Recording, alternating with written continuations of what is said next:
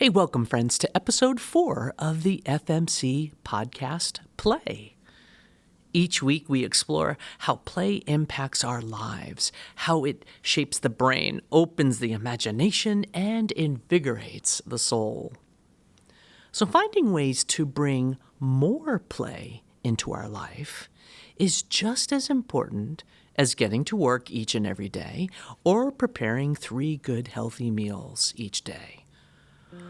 I say bringing play back into your and my life because almost all of us were full-on players when we were little. We only need to stoke a fire that has always been within us, to tap into that play DNA that's core to who we were as kids and who we still are now. So, how do we do that? Well, I've always found that having some rules in the games I play helps me. So today, I want to lay out a few helpful, practical rules for play that I think can provide us a little spark and even get us more engaged in a playful life. Now, I love to journal, to write and think, to think and write, to help me get my head and heart working together to find a direction or a way forward, or to do something that's important in my life, yet I sometimes can't get started on doing for whatever reason. Journaling takes me into deep places, unexpected places that have birthed many changes and opportunities in my life. So for me, the first rule of play would be to explore your play history. And this is where journaling, right, can really help us out. You can start this by spending some time thinking about what you did as a child that really got you excited, that really gave you joy. Right? Was it reading comic books, or building a treehouse, or making stuff with a parent or a grandparent? Did you like playing with other people, or all by yourself, or maybe a little of both? Were the things that ignited your spirit generated from within your mind, or were they physical? Try to capture the feelings that you had, and journaling helps with this. Revisiting the personality traits discussed in episode 2 could also be a really good tool to help you do this. Remember, my strongest personality traits that I talked about in that episode are that I am a competitor, artist, creator, director, and storyteller. Is it any wonder then indeed that I love to journal, to express myself and find myself through thinking and writing and reflecting on those things, on those writings, then even more each and every day. Now, this might not be too easy because it takes a lot of self-reflection and time to explore your play history. But it's so worth putting in the effort to do so. And when you're doing this, I'm going to encourage you to reject any judgmental or self-critical thoughts as this time of reflection moves along. And look at the whole of your life with an eye toward play. And look for what brought you joy and zest for life. Exploring and recovering our play histories can impact and activate new opportunities of playfulness in our current realities and in our current context. So, for example, my husband has named that some of his happiest memories growing up were working in the kitchen with his mom. Now, into retirement, he continues to discover this joy and creative playfulness of cooking especially now outside of the kitchen, because his most recent playful culinary activity is learning and perfecting the mouth-watering craft of being a pitmaster. Oh man, his smoked meats have become highlights of family and church barbecues. Well, I kid you not. Now, another good rule is to expose yourself to play. Every day, everywhere, there are opportunities to find play. Throw a tennis ball for a dog, pull string in front of a kitten, browse in a bookstore. It's so very true to stop and smell the roses. The world, it's just full of humor and irony and joy and people and things for us to enjoy and appreciate. So the trick, right? The trick is allowing ourselves to open up to those beautiful gifts of joyful opportunity. Now, this happens for me every time I have the blessing to watch my grandkids, Abby and Peter, because they demand that I pull myself away from my work on the computer.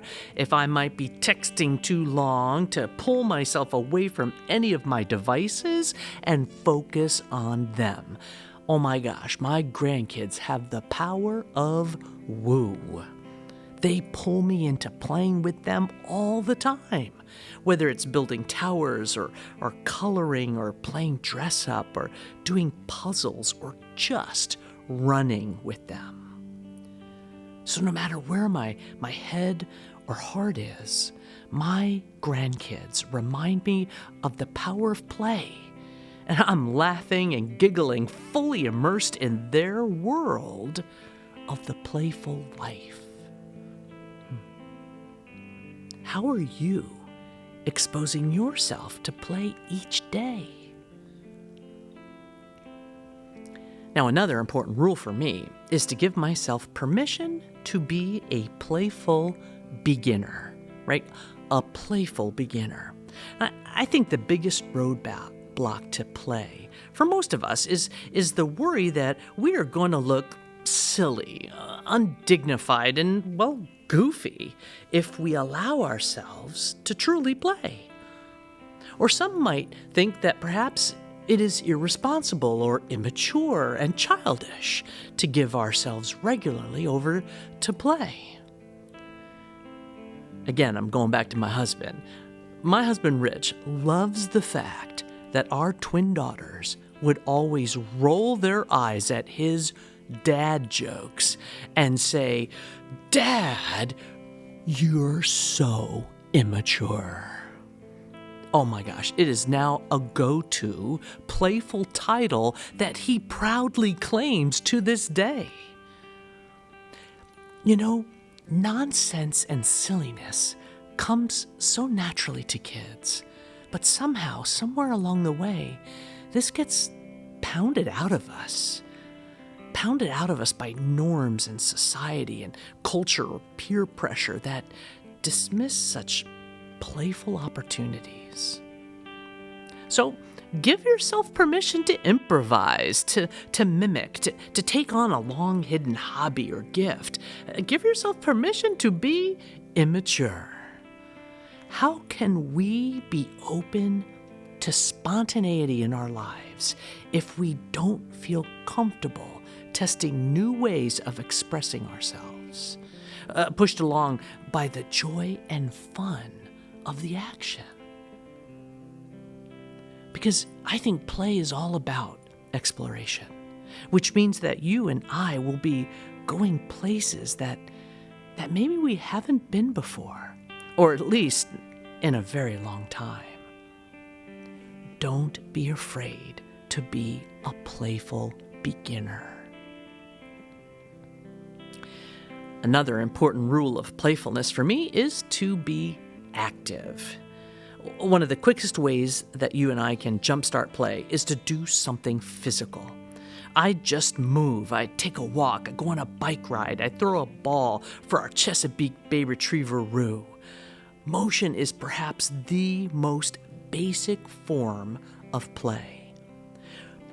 We are designed to start moving, even when we're in the womb.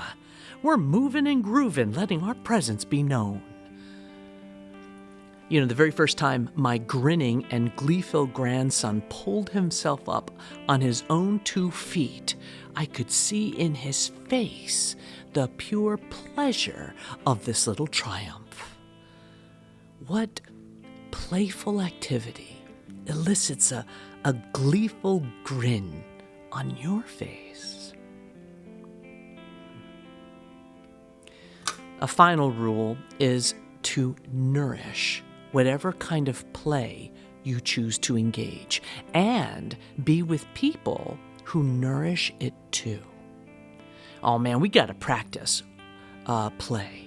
I like the analogy of play being nourishing to our mind, body, and souls. It's nourishing because you have to take time out for play, just as we would take time out for a meal.